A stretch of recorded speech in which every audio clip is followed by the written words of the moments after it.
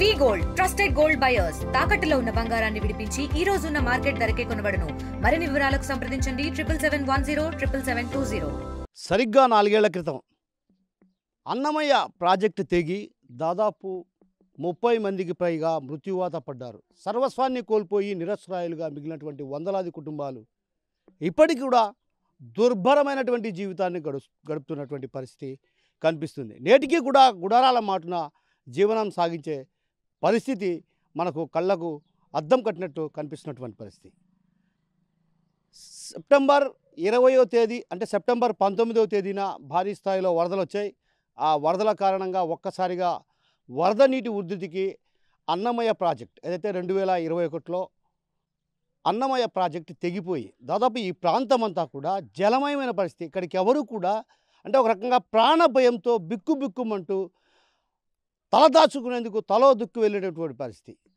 సర్వస్వాన్ని అంటే ఇంట్లో ఉన్నటువంటి బట్టలు అదేవిధంగా ఉన్నటువంటి సామాగ్రి మొత్తం కొట్టుకుపోవడంతో సర్వస్వాన్ని కోల్పోయి నిరసరాయులుగా మిగిలినటువంటి వారికి దాతల సాయం తప్ప పాలక ప్రభుత్వాలు పట్టించుకున్న పాపాన పోలేదన్నటువంటి విమర్శలు కూడా ప్రధానంగా వినిపిస్తున్నాయి.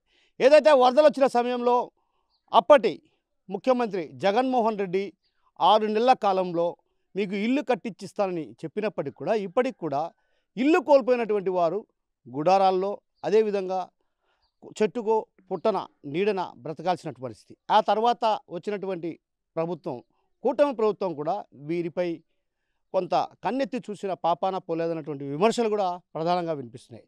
అన్నమయ్య ప్రాజెక్టు కారణంగా సర్వస్వాన్ని కోల్పోవడమే కాకుండా అటు ఇళ్లను కోల్పోయిన వారు ఇప్పటికీ కూడా గుడారాల మాటున జీవనం సాగించాల్సినటువంటి పరిస్థితికి ప్రధాన కారణం పాలకుల నిర్లక్ష్యమే ఇందుకు ప్రధాన కారణమని ఇక్కడ ఉన్నటువంటి ప్రాంతవాసులు ఆరోపిస్తున్నారు. మరోవైపు ఇసుక మేటలు అంటే ఇక రకంగా జీవనోపాధి కోసం ఇక్కడ ఉన్నటువంటి ఈ ప్రాంతవాసులు కూలీ పని చేసుకుంటేనే జీవనం సాగేది. అలాంటి పరిస్థితుల నేపథ్యం కాబట్టి వీళ్ళందరూ కూడా కూలీ పనులు కూడా దొరకని పరిస్థితి. ఎందుకంటే పొలాలు కూడా ఇసుక మేటలు వేసాయి. ఇప్పటికి కూడా పొలాల్లో ఇసుక మేటలు అలాగే ఉన్నాయి. దాదాపు 4 సంవత్సరాలు కావస్తున్నా కూడా ఇప్పటికి కూడా వారి బ్రతుకుల్లో ఎలాంటి మార్పు లేదు. అయితే అప్పటి ప్రభుత్వం ఏదైతే వైఎస్ జగన్మోహన్ రెడ్డి ప్రభుత్వం ఇళ్లను నిర్మించేందుకు కాంట్రాక్ట్ ఇచ్చినప్పటికి కూడా కాంట్రాక్టర్ ఏదైతే ఆ పనులను సరిగా చేయకపోవటం వల్ల ఇల్లు కూడా అసంపూర్తిగానే నిలిచిపోయాయి. దీంతో అక్కడ నివాసం ఉండాలన్నా కూడా ఇబ్బందులు పడాల్సినటువంటి పరిస్థితి ఉంది. పాలక ప్రభుత్వాలు మా పట్ల ఎందుకు ఇంత నిర్లక్ష్యంగా వ్యవహరిస్తున్నాయంటూ కూడా వాళ్ళ ఆవేదన వ్యక్తం చేస్తున్నారు. మరోవైపు పులపొత్తులు కావచ్చు అదేవిధంగా తేకూరుపేట కావచ్చు మందపల్లె ప్రాంతాల్లో ఇప్పటికీ కూడా నిరసరాయులుగా ఉన్నటువంటి వారి బ్రతుకులు ఎక్కడ మారిన పరిస్థితి లేదు. దాతలు ఇచ్చిన తిండి మొన్నటి వరకు జరిగింది. ఇప్పుడు ప్రస్తుతం అడుక్కు తిని బతుకుతున్నామంటే కొంతమంది వృద్ధులు చెప్తుంటే వాళ్ళ ఆవేదన అంతా ఇంత కాదు, కన్నీటి పర్యంతం కావాల్సినటువంటి పరిస్థితి కనిపిస్తుంది. మరికొందరు ఇల్లు కూడా నిర్మించకపోవడంతో చెట్టు నీడన బ్రతకాల్సినటువంటి పరిస్థితి ఉంది. దీనికి అంతటికీ కారణం రాజకీయ నేతలు ఎవరైతే ఉన్నారో వారు సరిగా జోక్యం చేసుకోవడం లేదు. రాజకీయ నేతలు జోక్యం చేసుకోవాల్సిన అవసరం ఉంది. ఎందుకంటే మాలాంటి పేదలు ఒకప్పుడు చాలా ఉన్నతంగా ఉన్నటువంటి వాళ్ళం. అలాంటి ఉన్నతంగా ఇల్లు కట్టుకొని చాలా సంతోషంగా జీవిస్తున్న కారణంగా అటు రాజకీయ నేతల ప్రమేయమో మరో కారణమో తెలియదు. కానీ మొత్తానికైతే వరద అంటే ఒక రకంగా వరద ఉధృతికి పూర్తిగా సర్వస్వాన్ని కోల్పోయి నిరసరాయులుగా మిగిలాం. ఆ తర్వాత వచ్చినటువంటి చంద్రబాబు కూడా హామీ ఇచ్చారు, ఇళ్లను నిర్మించిస్తామన్నటువంటి మాట కూడా ఇచ్చారు. ఆ తర్వాత పవన్ కళ్యాణ్ కూడా అధికారంలోకి వచ్చినటువంటి 6 నెలల తర్వాత ఇదే ప్రాంతంలో ఇక్కడ మనం ఉన్నటువంటి పుల్లపొత్తూరు గ్రామానికి కూడా ఆయన రావడం జరిగింది. ఈ ప్రాంతంలో పర్యటించారు. ఇక్కడ ఉన్నటువంటి వారందరినీ కూడా పరామర్శించి త్వరలో మీ బ్రతుకులు మారబోతాయన్నటువంటి విషయాన్ని కూడా ఆయన చెప్పారు. కానీ ఇప్పటి వరకు కూడా ఆ దిశగా ఎక్కడ అడుగులు పడినటువంటి పాపాన పోలేదన్నటువంటి విమర్శలు కూడా ప్రధానంగా ఇక్కడ ఈ ప్రాంతవాసుల్లో వ్యక్తం అవుతున్న పరిస్థితి. మరోవైపు పాలక ప్రభుత్వాలు ఇప్పటికైనా స్పందించాలి. ఎందుకంటే పుట్టకొకరు చెట్టుకొకరు జీవనం సాగిస్తున్న పరిస్థితి, కూలి చేసుకుంటే కానీ రెక్కాడితే కానీ డొక్కాడనటువంటి పరిస్థితి ఉన్న నేపథ్యంలో కాబట్టి రాష్ట్ర పాలక ప్రభుత్వం కూడా వీటిపైన ప్రత్యేకమైన దృష్టి సారించాలి. ఎందుకంటే సర్వస్వాన్ని కోల్పోయాం, నిరసరాయిగా మిగిలిన్నాం, డేరాల మాటనే బతుకుతున్నాం, విష సర్పాల మధ్యన జీవనం సాగిస్తున్నాం. మా బ్రతుకులు ఇంకా మారలేదు, ఇంకా పాలక ప్రభుత్వాలు ఇంకెప్పుడు మా బ్రతుకులు మారుస్తుందన్నటువంటి ఆవేదన ఇక్కడ కనిపిస్తున్న పరిస్థితి. ఈ నేపథ్యంలో అటు రాష్ట్ర ప్రభుత్వం కావచ్చు అదేవిధంగా పవన్ కళ్యాణ్ ఇక్కడికి వచ్చి ఏదైతే వరదల సందర్భంగా కూడా ఇదే గ్రామానికి నాదేళ్ల మనోహర్తో పాటు అటు జనసేన సంబంధించినటువంటి పార్టీ కీలక నేతలంతా కూడా ఇక్కడికి రావటం జరిగింది. అయితే దాతలు కూడా ఆ సమయంలో వరద బాధితులకు పెద్ద ఎత్తున సాయం అందించారు. అయితే ప్రజలు సాయం అందించారు కానీ ఎక్కడ పాలక ప్రభుత్వాలు పట్టించుకున్నటువంటి పాపాన పోలేదు. ఇప్పటికి కూడా వారు ఇచ్చిన హామీలు మాటలు మూటలుగానే మిగిలాయే తప్ప ఎక్కడే కానీ ఆచరణకు సాధ్యం కావడం లేదు. మరోవైపు అన్నమయ్య ప్రాజెక్టు విషయం పక్కన పెడితే నిరస్రాయులుగా మిగిలాం, రోడ్డున పడ్డాం, మా బ్రతుకులు మారలేదు. బ్రతుకులు మారేటప్పుడు పాలక ప్రభుత్వాలు మా గురించి పట్టించుకోవడం లేదు. ఎందుకు అంటే మేమేం చేశాం, మేము చేసిన పాపం ఏమిటి, మేము చేసిన నేరం ఏంటని ఈ ప్రాంతవాసులు అడుగుతుంటే మాత్రం ఒక రకంగా వాళ్ళ మాటలు వింటుంటే మాత్రం కన్నీటి పర్యంతం కాక తప్పదు.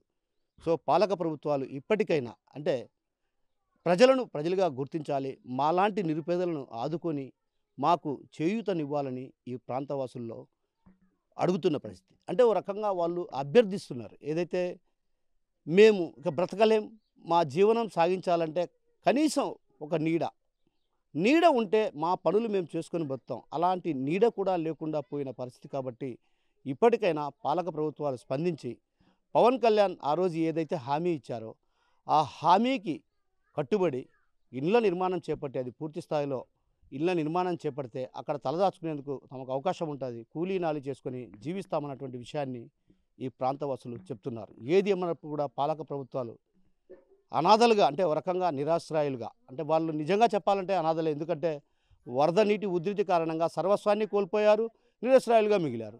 ఆ తర్వాత దాతల సహకారంతో ఇప్పటి వరకు పూట గడిగింది. ఇక భవిష్యత్తులో పూట గడవడం కూడా కష్టసాధ్యం. ఎందుకంటే ఇక్కడ పనులు లేవు. అదేవిధంగా పనులు చేసుకోవాలంటే జీవనం సాగించాలంటే ఖచ్చితంగా పనులు చేసుకోవాలి. కూలి పని ఉంటే కొంత కుటుంబాన్ని పోషణ చే అవకాశాలు ఉంటాయి. కానీ అలాంటి ఎక్కడా పరిస్థితి లేదు. కాబట్టి ఇప్పటికైనా పాలక ప్రభుత్వాలు స్పందించి తమకు న్యాయం చేయాలని వేడుకుంటున్న పరిస్థితి ప్రధానంగా అన్నమయ్య ప్రాజెక్టు నిర్వాసితుల్లో కనిపిస్తుంది. మాకు ఇండ్లు కట్టించామని మాకు ఏది లేకుండా చేసి ఊరికే గూడారు పంచామని పోయినారు. దానికి ఏ తలుపులు లే, దాలబందరాలు ఏవి లే, ఎక్కడలే. మేము చెట్టు కింద ఉన్నట్టు ఉడకబెట్టుకొని తింటున్నాము. మాకు ఎవరు ఏమి చేయలేదు. ఎవరు వచ్చినా కానీ మాకు చెప్పలేదు. మాకు అసలు పట్టించుకోనే లేదు.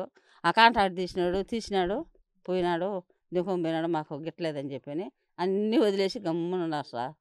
అంటే ఏం జరిగిందమ్మా? ఇప్పుడు ఎందుకు మీ ఇల్లు కొడకపోయినాయి? పోయినాయి, వరదల్లో పోయింది, ఎల్ల వచ్చిపోయింది. కట్టుకున్న గుడ్డలతో బయట పడినాం మేము.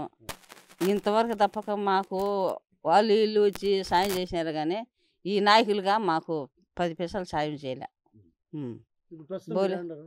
మేము అదే ఎండల్లో మొదలు కట్టిన ఎండల్లోనే గుడిసెల్లో ఉన్నాం. గుడిసెల్లో ఉండి ఇప్పుడు పోయి ఉన్నాం ఆ ఎండల్లోకి.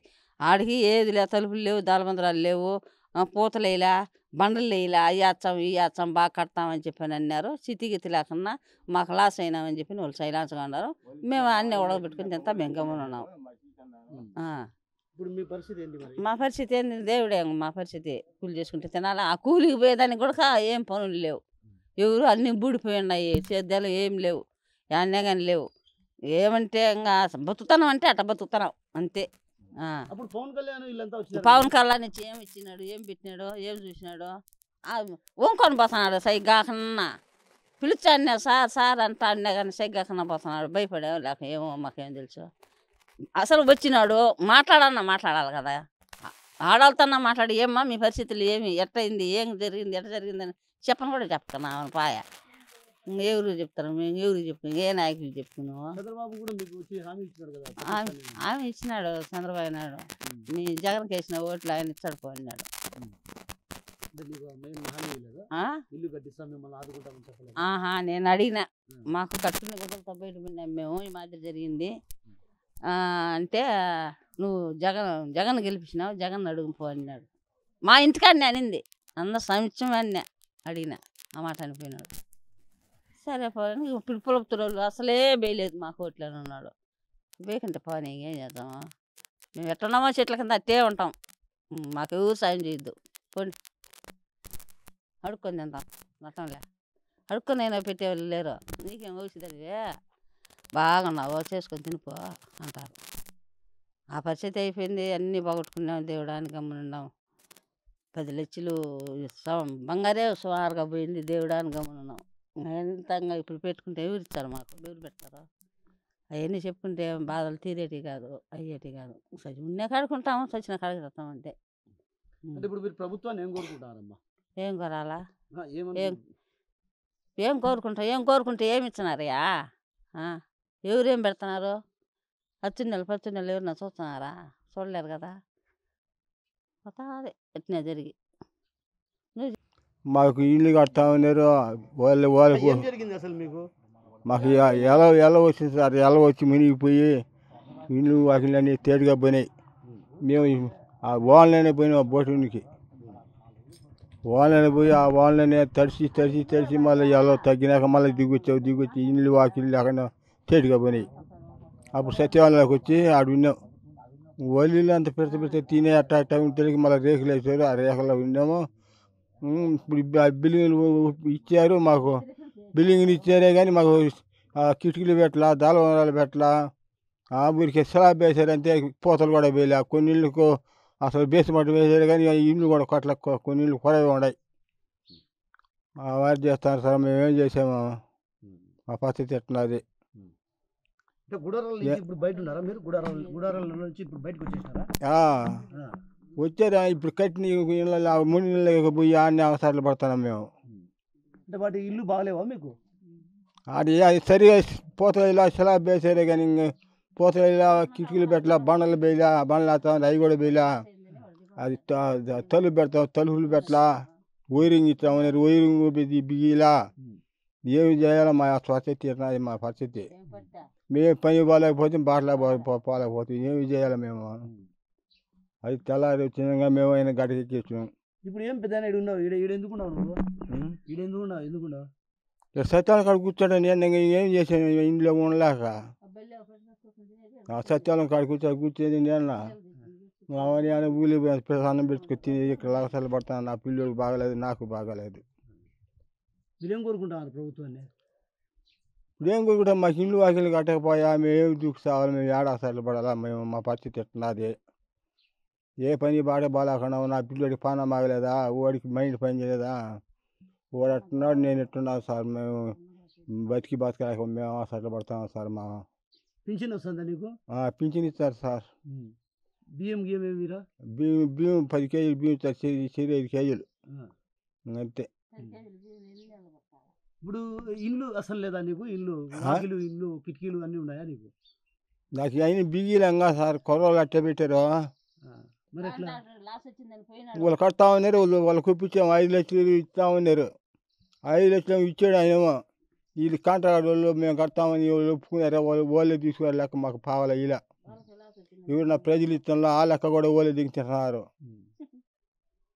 మాకు రూపాయిలా ఆ ఇంట్లోనే కట్టారు అట్లా, మాకు ఇంట్లో ఉండేదానికి చెట్ల కింద చామల కింద ఎన్ని రోజులు మేము అవసరం పడామా. కడతామని లెక్క దుగ్గపోయి వాళ్ళు పైగా దుగ్గపోయి వాళ్ళు అవసరాలు పడుకుంటే మా పరిస్థితి ఏందిడా? ఇల్లు వాకిలు కడతామని ఇల్లు వాకిలు కట్టకపోయి మేము చెట్ల కింద చామల కింద గోళ్ళ కింద కొమ్మల కింద గుర్తు అవసరాలు పడి సత్తాం మేము. మా ముఖం చూడకపోయి మా పరిస్థితి ఏంది? మాకు మేము ఏం చేయాలా?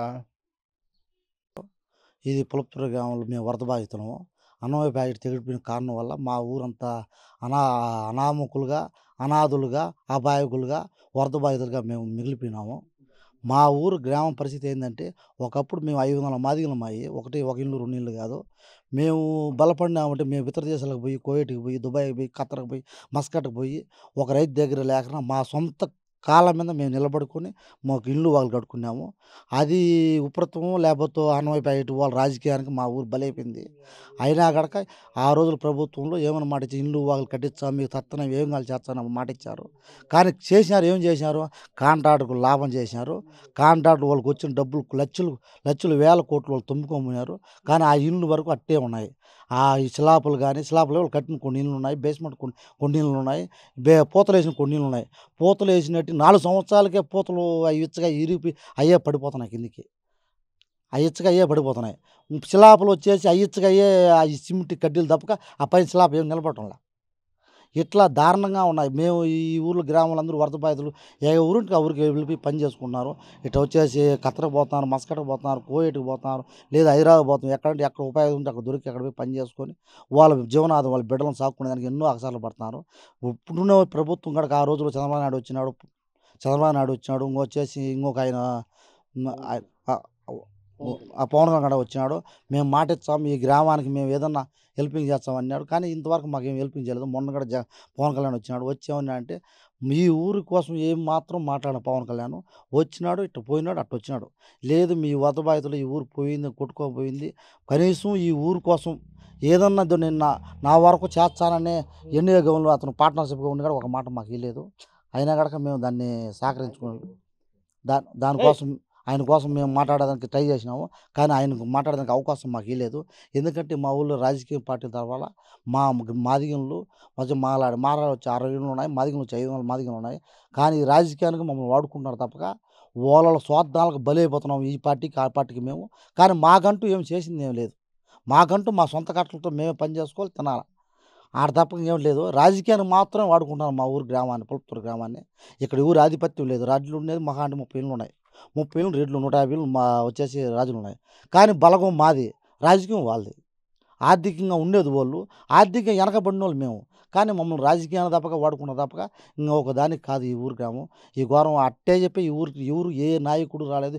ఏ మీడియా కాడికి వచ్చినా కనుక వాళ్ళనే ప్రసారం చేసుకుని వాళ్ళనే ఎంతసేపు ప్రోత్సహించుకున్న తప్పక మాలాంటి వాళ్ళను మాట్లాడి మా దగ్గరకు వచ్చి మా పరిస్థితి ఏంది, మా తింటున్నారా లేదా అని చెప్పి ఇంతవరకు ఊరు ముందుకు ఇప్పుడు మీరు వచ్చారు. మీతో చెప్పడం కూడా ఎన్నుకోవడం కూడా ఏంటంటే మాలాంటి వాళ్ళు పేదవాళ్ళని మేము సహకరించాలి. మా వచ్చి 500 మాదిగలు ఉన్నాయి, మాలాంటి పేదవాళ్ళని మేము ఆదుకొని ఏదన్నా ఇప్పటికైనా ఈ ప్రభుత్వం వచ్చి మమ్మల్ని ఏమైనా ఆదుకొని మా గ్రామాన్ని, మా పులుపుతూరు గ్రామంలో మా ఇల్లు వాకిలు వాటిని నెరవేర్చి ఈ ప్రభుత్వానికి ఒకరు మేలు జరుగుతుంది. ఈ ప్రభుత్వం పేరు కనుక మేము నిలబడుతుంది. మేము కూడా తలుచుకుంటున్నాము. జగన్మోహన్ రోజు ఉండిన రోజుల్లో మాకంటూ ఏం జరగలేదు, న్యాయం జరగలేదు. ఇప్పుడు మా ప్రస్తుతానికి ఇల్లు కావాలా, రోడ్లు కావాలా, డ్రైనేజీ కావాలా, శ్మశానం కావాలా. ఏ ఊరికైనా కోరుకునేది ఇదే. మనిషి బతుకున్నంత వరకు ఆస్తులు అన్నీ ఊరినో చచ్చిపోతే ఎత్తుపోతాం, మళ్ళీ ఆస్తులు ఎత్తుకున్నారు. కానీ ఉండడానికి నీడేం కావాలి కదా, నీడ లేకుండా ఉండలేదు కదా. అది మా ఊరి పరిస్థితి. దయచేసి మీరు ఇప్పటికైనా ఈ ప్రభుత్వాన్ని మేము కోరుకుంటుంది అంటే మాకేమైనా ఆర్థికంగా మాకు ఇల్లు వాకిలి నిలబెట్టి మమ్మల్ని ఏమైనా ఆ ఇల్లు వాకిల్లో మా అమ్మగారు కానీ మా నాన్నగారు కానీ ఏమైనా ఇది పంచన ఏడన ఒకరి కింద బతకన్నా మా ఇంట్లో మేము పనుకునేదానికి, మా ఇంట్లో మేము ఉండేదానికి ఆశ్రమం కలిగి ఉండి ఈ ప్రభుత్వాన్ని కోరుకుంటాము. అంటే అప్పుడు వరదలు వచ్చినాయి కదా, వరదలు వచ్చిన తర్వాత ఎట్లా ఉండేది మీ పరిస్థితి? వరదలు వచ్చినప్పుడు మా పరిస్థితి అంటే ఏంటంటే చెప్తాను. 9 రోజులన ఏ మీడియా కానీ ఏ ప్రభుత్వం కానీ ఈ గ్రామాన్ని తగలలేదు, రాలేదు. అది రాజకీయ పరంగా అంటారా లేకపోతే ఇంకోటో మాకు తెలియదు. కానీ దాతలు అనేవాళ్ళు ఈ గ్రామంలో మా ఊరోళ్ళు కాదు, హైదరాబాద్ వచ్చారు, బెంగళూరు నుంచి వచ్చారు, ఎక్కడెక్కడో దాతలు వచ్చి వాళ్ళు ఇచ్చిన పప్పు, బియ్యము, మిరపకాయలు, షెడ్డు చక్కాలు, లుమ్మిలతో కడకనా వాళ్ళే దానం చేశారు మాకు. మేము మొన్నటిదాకా వాళ్ళు తినిన దాంట్లో బతికినాము. వాళ్ళు ఈయన వస్తువు లేదు మాకు. ఆఖరికి మేము పనుకునే దుప్పట కానించి, మంచాలు కానించి, బిందులు కానించి, సొమ్ములు కానించి మొత్తం వాళ్ళు ఇచ్చిందేనా మాకు. ప్రభుత్వం మాకంటూ ఏమి ఇచ్చిందంటే మాకంటూ సత్యదానికి బ్యాందీ ఇచ్చింది అనుకుంటా నేను. మాలాంటి వాళ్ళు పేదోళ్ళకి ఏం కావాలి, నాకు కట్టుకునే దానికి ఇల్లు వాకిలు గుడ్డా పసుకు.